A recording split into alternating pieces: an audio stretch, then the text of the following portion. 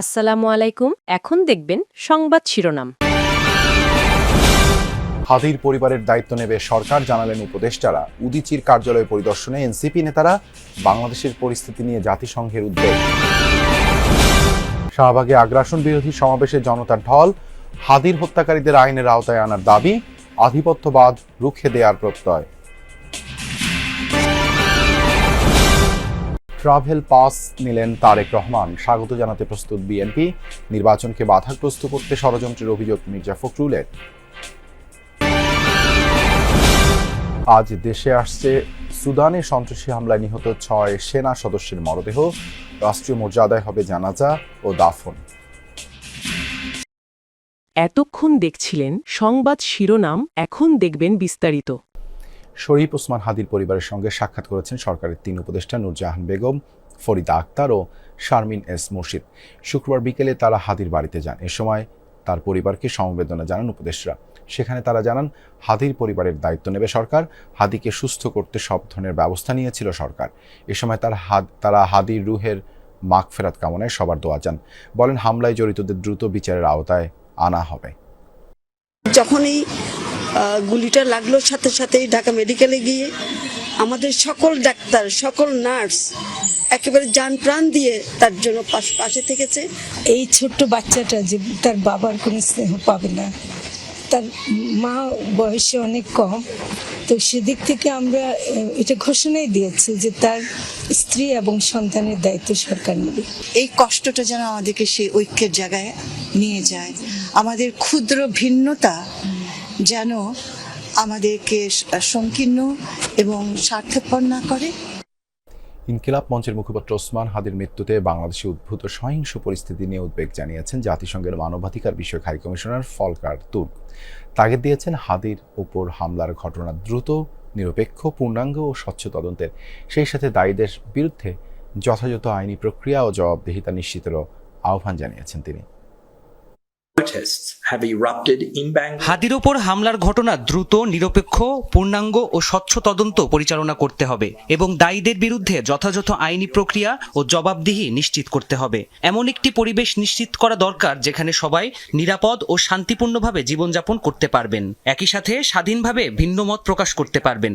এই সংকটপূর্ণ সময়ে মত প্রকাশের স্বাধীনতা, শান্তিপূর্ণ সমাবেশের অধিকার এবং সাংবাদিকদের নিরাপত্তা নিশ্চিত করার আহ্বান জানাচ্ছি সরকারের কাছে, যেন অস্থিরতা আর না বাড়ে।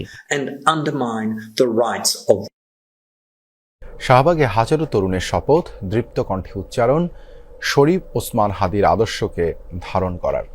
আগ্রাসন বিরোধী সমাবেশ থেকে ছাত্র জনতা জানান, বিপ্লবের বীজ বুনে গেছেন হাদি। ভারতীয় আধিপত্য থেকে বাংলাদেশকে মুক্ত করার সেই বিপ্লব ছড়িয়েছে ঘরে ঘরে। আকাশ ফুঁড়ে উঠেছে হাজারো হাত, শপথের হাত। এই যেন শরীফ ওসমান হাদিরই প্রতিচ্ছবি। সবাই যেন একজন ওসমান হাদি। হাদি বলেছিলেন, সব ধরনের আধিপত্যবাদের বিরুদ্ধে দাঁড়িয়ে স্বাধীনতা, সার্বভৌমত্ব রক্ষা ও ইনসাফ ভিত্তিক রাষ্ট্র নির্মাণ। সেই ইনসাফের ডাক ফের শাহবাগে, হাজার হাদির ডাকে। জুমার নামাজের পর শাহবাগে আগ্রাসন বিরোধী সমাবেশে সমবেত হন সবাই। সমাবেশে যোগ দেন বিভিন্ন রাজনৈতিক দলের অঙ্গ সংগঠনের নেতারাও। তাদের অভিযোগ, ভারতীয় আগ্রাসনের বিরোধিতা করায় হত্যা করা হয় হাদিকে। দেন ভারতীয় আগ্রাসন আর আধিপত্যবাদ বন্ধের ডাক। তাহলে আমি বলবো, হুইপড আউট হয়ে যাবেন আপনারা। শিক্ষার্থী জনতার বিপুল উপস্থিতিতে ফের দাবি ওঠে শাহবাগ চত্বরকে শহীদ ওসমান হাদি চত্বর হিসেবে ঘোষণার। এ সময় সবার কণ্ঠেই একটাই দাবি, হাদি হত্যার দৃষ্টান্তমূলক সাজা। দেশকে পরিকল্পিতভাবে নৈরাজ্যের পথে ঠেলে দিতে চায় একটি মহল, নস্যাৎ করতে চায় নির্বাচন। ইনকিলাব মঞ্চের মুখপাত্র ওসমান হাদির মৃত্যুকে ঘিরে সৃষ্ট বিশৃঙ্খলার নিন্দা ও ঘৃণা জানিয়ে এসব কথা বলেছেন বিএনপি মহাসচিব মির্জা ফখরুল ইসলাম আলমগীর। শুক্রবার হয় দলটির স্থায়ী কমিটির জরুরি বৈঠক। এরপরই সকল দেশপ্রেমিক সামাজিক শক্তিকে ঐক্যবদ্ধ থাকার আহ্বান জানান তিনি। এদিকে বিএনপির ভারপ্রাপ্ত চেয়ারম্যান তারেক রহমান দেশে ফেরার পর বিমানবন্দর থেকে যাত্রাপথে নিরাপত্তা নিশ্চিত করা হয়েছে, এমনটাই জানিয়েছেন অভ্যর্থনা কমিটির আহ্বায়ক ও স্থায়ী কমিটির সদস্য সালাউদ্দিন আহমদ। দলের ভারপ্রাপ্ত চেয়ারম্যান তারেক রহমানের স্বদেশ প্রত্যাবর্তনকে ঐতিহাসিক করে তুলতে সব ধরনের প্রস্তুতি নিচ্ছে বিএনপি। শুক্রবার বিকেলে রাজধানীর ৩০০ ফিট এলাকায় যে স্থানে তারেক রহমান জনগণের কাছে কৃতজ্ঞতা জানাবেন, সেই স্থল পরিদর্শন করেছে অভ্যর্থনা কমিটি ও শীর্ষ নেতারা।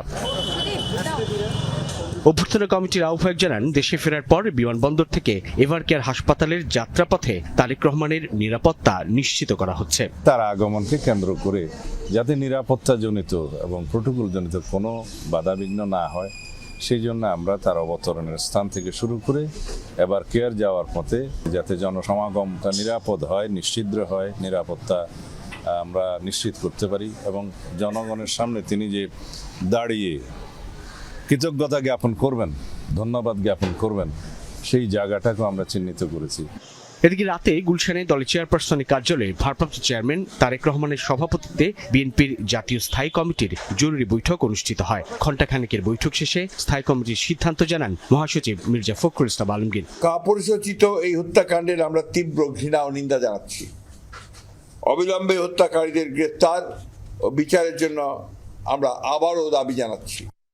সুদানের আবেইতে জাতিসংঘ শান্তিরক্ষা মিশনের দায়িত্ব পালনকারী সন্ত্রাসীদের হামলায় নিহত বাংলাদেশ সেনাবাহিনীর 6 বীর সদস্যের মরদেহ ঢাকায় আসছে আজ। লাল সবুজের পতাকায় মোড়ানো 6 কফিন ঢাকার শাহজালাল আন্তর্জাতিক বিমানবন্দরে পৌঁছাবে সকাল 11:15টায়। দেশে ফেরার পর যথাযথ রাষ্ট্রীয় মর্যাদায় এই বীর সন্তানদের জানাজা ও দাফন সম্পন্ন করা হবে। বাংলাদেশ সময় শুক্রবার সন্ধ্যা 7টায় উগান্ডার এন্টেব বিমানবন্দর থেকে ঢাকার উদ্দেশ্যে রওনা হয়েছে মরদেহবাহী বিমান। এই ঘটনায় আহত আরও 9 জন শান্তিরক্ষী বর্তমানে কেনিয়ায় চিকিৎসাধীন। সেনাবাহিনীর পক্ষ থেকে জানানো হয়েছে তারা শঙ্কামুক্ত। গেল 13 ডিসেম্বর কাদুগলি লজিস্টিক্স বেইজে ড্রোন হামলা চালায় বিচ্ছিন্নতাবাদী সশস্ত্র গোষ্ঠী। নাটোরের সুগার মিলে দুর্ধর্ষ ডাকাতি 4 মাস পার হলেও উদ্ধার হয়নি কোনো যন্ত্রাংশ। ফলে পাবনার বন্ধ থাকা সুগার মিল থেকে যন্ত্রপাতি এনে চলতি মৌসুমে আখ মারাই কার্যক্রম সচল রাখা হয়েছে। সিসিটিভি ফুটেজ ও তথ্য প্রযুক্তির সহায়তায় এখন পর্যন্ত সংঘবদ্ধ ডাকাত চক্রের 23 সদস্যকে গ্রেপ্তার করা হয়েছে। জব্দ করা হয়েছে ডাকাতির কাজে ব্যবহৃত 2টি ট্রাক। দ্রুত মিলের লুণ্ঠিত মালামাল উদ্ধারের দাবি জানিয়েছেন সংশ্লিষ্টরা। 3 আগস্ট 2025 গভীর রাতে নাটোর সুগার মিলের নিরাপত্তা প্রহরীদের বেঁধে ভেতরে প্রবেশ করে সংঘবদ্ধ ডাকাত দল। এরপর 3 ঘন্টায় মিলের 90,40,000 টাকার মালামাল লুটে নেয় ডাকাতরা। সেদিনই মিল কর্তৃপক্ষ মামলা করলে অপরাধীদের ধরতে মাঠে নামে আইনশৃঙ্খলা বাহিনী। দেশের বিভিন্ন স্থান থেকে সংঘবদ্ধ ডাকাত চক্রের 23 সদস্যকে গ্রেপ্তার করে পুলিশ ও সিআইডি। কিন্তু ঘটনার 4 মাস পেরোলেও উদ্ধার হয়নি লুণ্ঠিত মালামাল। ডাকাতদের ধরা হয়েছে ঠিকই, কিন্তু আমাদের মেলটের যে যন্ত্রপাতিগুলো আছে এগুলো আমরা এখনো বুঝে পাইনি। আমরা নাটোরবাসী হিসেবে চাই যে সুগার মিলের যে মালামালগুলো ডাকাতি হয়েছিল সেই মালামালগুলো দ্রুত উদ্ধার করা হোক। দ্রুত গতিতে আমাদের এই মালগুলো আমাদের মেলে পৌঁছানোর জন্য আমি উদাত্ত আহ্বান জানাই। বর্তমানে পাবনার বন্ধ থাকা সুগার মিল থেকে প্রয়োজনীয় যন্ত্রপাতি এনে শুরু হয়েছে 2025-26-এর